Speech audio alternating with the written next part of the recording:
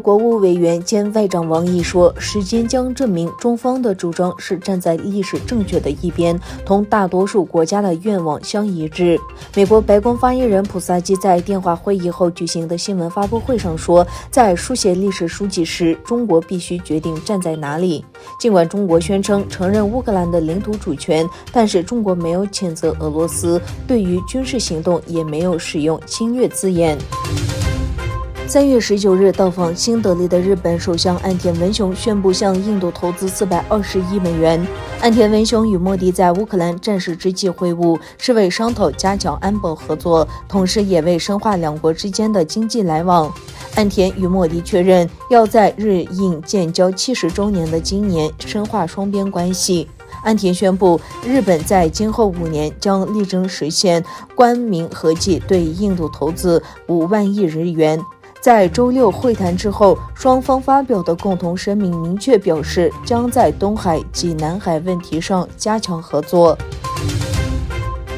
乌克兰总统泽连斯基表示，他已经准备好与俄罗斯总统普京进行谈判。我认为没有谈判，我们无法结束这场战争。他在周日播出的一次采访中告诉 CNN 的法里德扎卡利亚，泽连斯基呼吁与莫斯科进行全面和平谈判，以恢复领土完整，为乌克兰伸张正义。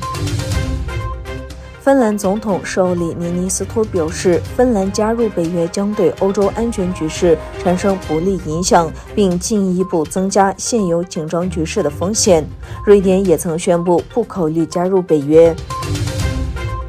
路透社20日报道，3名知情人士透露，美国已经非正式地向土耳其提出提议，将其装备的俄制 S-400防空导弹系统运往乌克兰，以帮助乌克兰对抗俄军。但报道指出，这个建议不太可能被土耳其采纳。知情人士表示，美国官员在过去1个月中曾向土耳其官员提出这一建议，但未提出具体或正式的要求。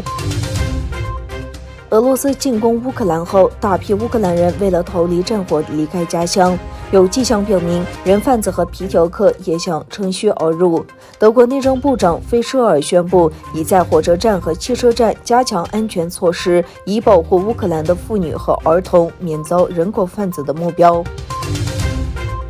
由诺贝尔文学奖获得者、大屠杀幸存者艾丽·塞维尔创立的艾丽·塞维尔人道主义救济基金会与曾被中国关押一段时间的维吾尔人古里巴哈尔女士举行在线访谈。中国纳粹集中营的受害者古里巴哈尔·哈迪瓦西在会上详细讲述了他在中国集中营的生活。他说，即便中国警察彻底杀死了维吾尔人，他们无法很满意，他们有如此深的仇恨。